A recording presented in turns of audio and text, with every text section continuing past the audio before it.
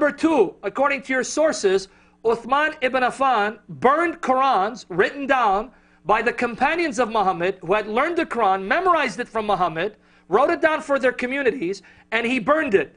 According to Sahih Bukhari, volume 6, number 510, you know why he burned it? Because the Muslims from Syria accused the Muslims from Iraq of adding verses to the Quran, because when they were reciting the Quran, they were reciting verses they had never heard, and Iraqi Muslims accused the Syrian Muslims of the same thing. They were reciting verses that the other party didn't hear or have, and they were going to come to blows. So then the general of the army told Uthman, establish one standard text of the Quran, lest these people differ about the book like Jews and Christians do. So Uthman burned these Qurans, standardized one text. Even that text didn't come down through one Arabic version. According to Muslims to this day, the Uthmani Quran was transmitted through 7 qirat, not ahruf, qirat. Those 7 were transmitted through 2 lines for a total of 14 Arabic versions of your Quran. And that's not even mentioning the missing verses and chapters that the hadiths say are no longer found today in the Quran. So you are wrong. And the topic is not about the preservation of the Quran, it's about the Incarnation. But thank you for changing the subject. Now, do you want to speak about the Incarnation, or shall we go to the next caller? I will stay on the subject, please. The Incarnation. Go ahead and speak on the Incarnation, or we have to go to the next caller. Go ahead.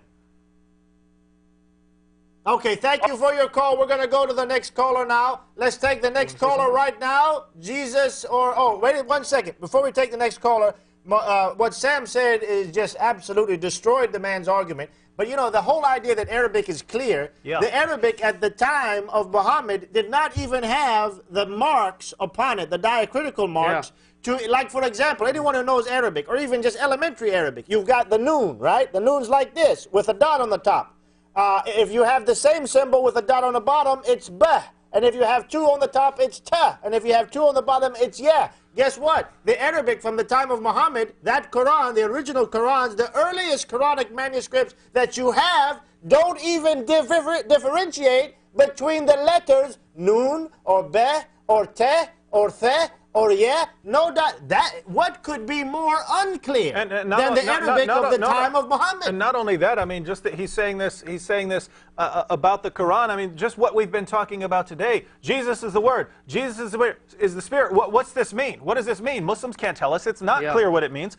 We have the Quran confirming the Torah and the Gospel, and yet Muslims are saying, no, the Torah and the Gospel are unreliable. So you must be saying the Quran is very unclear when it seems to suggest that these books are reliable. What about all of the abrogated verses? You open one verse of the Quran, it says there's no compulsion in religion. You open up another verse of the Quran, it says fight those who do not believe. Well, those are very different statements. Which one is accurate? Well, it's not the Arabic that tells you. The Arabic leaves it totally unclear. Absolutely. You have to go to history and figure out which one's been abrogated and which one hasn't been abrogated. So over and over and over again, the Quran is completely unclear. That's why Muslims have to go to the Hadith even to figure out what the situation was, so they can figure out what in the world these verses mean. In fact, just for Muslims who want just real quick proof that there are missing verses of your Quran, and that the Qurans that were written by the eyewitnesses of Muhammad were not uniform, they were not identical.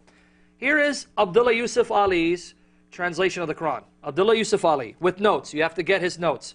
Chapter 33:6. I know we have callers. Let me just read it quick. This is an easy way for you to prove that the Quran is not 100% intact. There are missing verses. According to your best Muslim authorities. Okay, now here, 33:6. Chapter 33, Surah Al-Ahzab, verse 6. The Prophet is closer to the believers than their own selves, and his wives are their mothers, blood relations among each other. Now here it says their wives are their mothers. Now if you go to his footnote, 3674, footnote 3674. This is what Abdullah Yusuf Ali says. In spiritual relations, the Prophet is entitled to more respect and consideration than blood relations. The believers should follow him rather than their fathers or mothers or brothers where there is conflict of duties.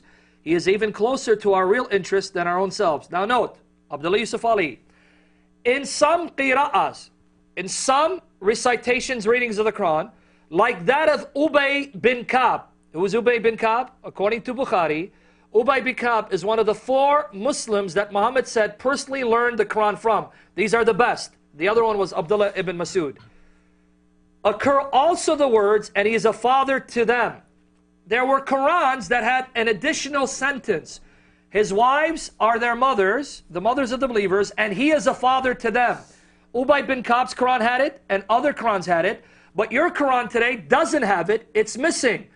But thank God there are honest Muslims like Abdullah ibn Yusuf, Abdullah Yusuf Ali, Abdullah Yusuf Ali, who admits there was an extra line in your Quran not found today. It's there. This is baloney when Muslims tell us the Quran is perfectly preserved, no variant readings unlike the Bible. And it's much worse than that, actually, Sam. Ubay ibn Ka'b, whom Yusuf Ali references there, Ubay ibn Ka'b had 2 extra surahs in his Quran. Exactly. This wasn't some random person, by the way. This is one of Muhammad's 4 hand-picked experts on the Quran. And Ubay ibn Ka'b said that there are 2 surahs, number 117 and 118, that should be in the Quran that aren't there today. Well, why aren't they there today? Because Muslims just had a disagreement. You go to Ibn Masud. Ibn Masud said that you have 3 surahs in the Quran which aren't supposed to be part of the Quran. They're not Quran, and yet they're in your Quran. And who is he? He was another one of Muhammad's top scholars of the Quran. What's my point here? Well, our friend just called in and said, it's so clear in Arabic. Muhammad's top scholars of the Quran couldn't even agree about what chapters are supposed to be in the Quran. How clear is this? Sam pointed out they can't even figure out what the ahruf are. 40 different explanations. How clear is it if here you have something from Muhammad, you have 40 different explanations of what he means when he's talking about the Quran? How clear is this? It's not clear at all. But these are the little mantras Muslims say over and over again to themselves without any evidence at all. And I don't know, somehow make them feel good about the religion when it's totally false. When they go to sleep at night, they repeat these things. And by the way, that baloney is not halal that you were talking about. Let me just say this real quickly before we go to the next caller, because we had a question from a woman who speaks Arabic and didn't feel comfortable on the line. Her question was apparently, how did Muhammad die?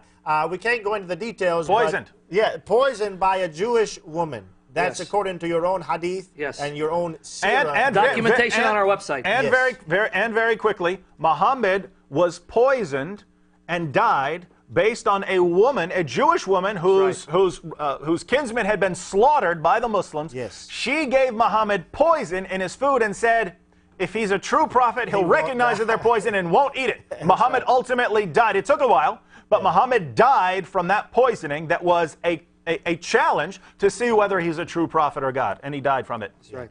Absolutely.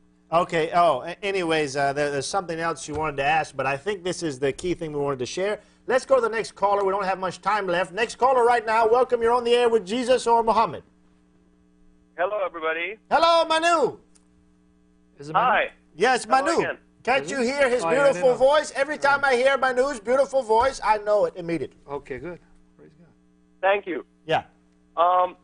Regarding tonight's the second topic about the need for the reincarnation or incarnation or Incarnation, yes. for Incarnation. Jesus to be in the world. Not reincarnation. Thank you. Yes, incarnation. Yeah. I'm sorry. Sometimes I'm from the school of thought that the end is revealed in the beginning. Excellent. And I have to present